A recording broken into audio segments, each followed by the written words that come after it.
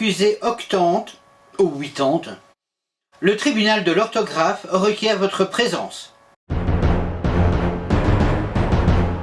Vous avez des comptes à rendre. D'ailleurs, on ne sait même pas comment vous vous appelez. Normal. Ils sont 2. Octante. Huitante. Qu'importe votre nom. Selon le site de l'Académie, on vous emploie en Belgique, en Suisse et au Canada. Puis-je faire remarquer qu'ils disent qu'en Suisse romande, on dit plutôt huitante. Puis-je faire remarquer qu'en Belgique et au Canada, personne ne dit huitante ni octante. Il me semblait que l'Académie ne faisait jamais de faute. Ça m'étonnerait que les Belges s'adaptent. Au Canada, peut-être. Selon Grévis, les Suisses disent octante. Il se trompe. C'est parce qu'il avait du mal à prononcer le 8. 8. Il est belge. Voilà ce qu'on vous reproche. Foutre le bordel dans la francophonie. Le seul légitime, c'est moi. Qu'est-ce qui vous permet de dire ça? L'étymologie, madame, ne vous déplaise. Expliquez-vous. Lorsqu'elle parlait de moi, Messaline disait octoguinta. Elle était plus proche d'octante.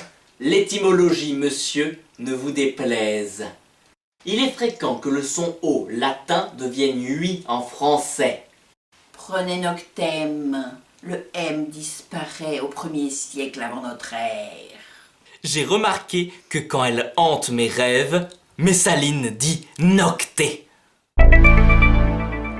Ce et disparaît au 7e siècle et le noct devient nuit. Les voyelles finales disparaissent au 7e siècle, sauf le A qui devient E. Voilà pourquoi le O de octo disparaît pour donner le 8, tandis que le A de octoguinta explique mon huitante. Autre exemple, Coxam, l'amant de Messaline, disait coxa. Le A devient E au 7e siècle et le coxe donnera notre QI, ce. Chère huitante, il me semble que vous faites des rêves bien étranges. Ce sont des rêves de son âge. Il ne peut pas comprendre. Toujours est-il que pendant que certains évoluent étymologiquement, d'autres en appellent aux lettres. Au XIIIe siècle, certains, probablement parce qu'ils trouvaient huitante trop populaire, ont utilisé le latin octoguinta pour créer octante. On appelle cela une réflexion savante. Lequel d'entre vous est le plus souvent utilisé? Moi. Ce doit être facile à vérifier. Prenons un recueil de 100 nouvelles commandé au XVe siècle par le duc de Bourgogne et qui s'appelle Les 100 nouvelles nouvelles. Très original. Regardez, au début du livre, il fait un résumé des nouvelles. On sait ainsi comment il me prononçait. Si on les déclamait, la huitante et unième, la huitante et deuxième, la huitante et troisième, la huitante et quatrième, la huitante et cinquième... C'est bon! Je possède un texte d'une autre qualité. Octante, 3 psaumes de David, dont 49 furent traduits par Clément Marot. Excusez du peu. On devrait peut-être se fier à la prononciation des grammairiens. Mais vous êtes drôle, vous. Les Français utilisent 80. Comment savoir si les grammairiens disent octante ou huitante? Facile, à chaque fois qu'ils conseillent de dire 80 et non pas Huitante. Octante.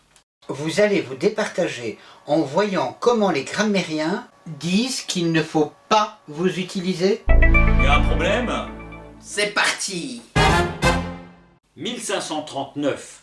Robert Estienne ne parle que de moi.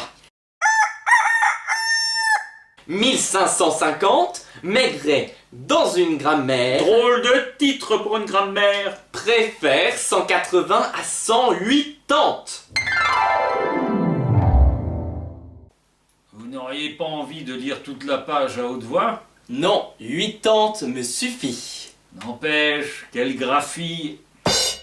Celle de Mermet vous conviendra davantage. 1583, il nous offre une énumération des nombres. 1, 2, 3, 4, 5, 6. Suspense. Tournons la page.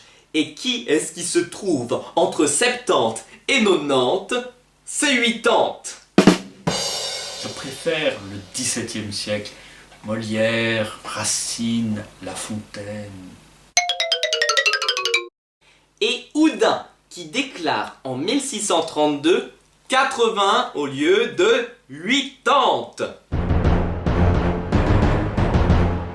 Qu'importe, en 1647, le grand Vaugelas dit qu'il préfère 80 en me citant, et que Ménage fait de même en 1672. Je vous répondrai qu'en 1677, Chifflet me choisit. Chifflet, drôle de nom pour un grammairien. Vous auriez pu consulter les dictionnaires. Richelet nous ignore. En 1690, Vous auriez pu dire 90. en 1690, Furetière était plutôt sympa. Il ne parle pas de vous et ne me dénigre pas vis-à-vis de 80. Et l'Académie? Bonne idée. 1694. 80 ou plutôt 80. Vous avez vu, nous sommes tous les deux côte à côte. Normal. Tous les mots sont classés par famille. Vous êtes tous les deux dans celle du 8. Mon article est plus long. Je me gausse. Vous pouvez toujours vous gausser. 80 ou plutôt 80. En 1696, 96. un dénommé Chastain publie une satire de l'Académie. On peut même dire qu'il lui règle son compte. Voilà ce qu'il dit. Je propose que nous le lisions ensemble. 80 ou plutôt 80, dit le dictionnaire. Je ne cesse de le répéter.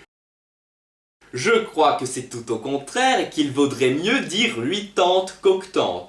On ne dit pas « j'ai payé à cet homme 80 livres » et l'on dirait plutôt 80 livres, car ce mot français est dérivé de 8 qui est français et 80 d'octo qui est latin. De toute façon, il préfère 80. Ils préfèrent tous 80. Si nous parlions des autres éditions de l'Académie, 1718, 1740, 1762, 1798, 1835, 1878, 1935. C'est vrai, vous n'y êtes pas. Vous y êtes. Mais elle dit que vous êtes vieux. Je préfère être vieux qu'inexistant. Dans cette dernière édition, j'existe. En Suisse romande, on dit plutôt aujourd'hui 80. Distraction passagère. Au XVIIIe siècle, j'ai la cote. Michelet, dans une réédition, Trévoux et Panckoucke ne parlent que de moi. 1787, Ferraud. Je vous accorde qu'il parle aussi de votre vieillesse. Mais quelques-uns, en calculant, disent 80, 80e. Ceux-ci sont vieux aussi, mais du moins, ils ont pour eux l'origine française. 1866, Larousse, qui n'édite que des grands auteurs. 80, mot vieilli, qui avait remplacé 80 et qui a cédé la place au mot barbare. 80. Dire que vous m'avez remplacé est historiquement faux. Mais philosophiquement intéressant. Et si on demandait aux Suisses, Guido Brunner, qui participe de notre groupe Facebook, m'a envoyé tout un dossier. En résumé, à part Genève où on dit 80, les Suisses emploient 80 et ignorent 80. Selon le linguiste Mathieu Avanzi, la forme 80 est plus ancienne qu'octante, qui n'est qu'une réflexion savante. Il me donne raison. Tout à fait. Vous auriez pu commencer par là. Ça aurait été moins drôle. Helvétie, statuaire und. Les Suisses ont tranché.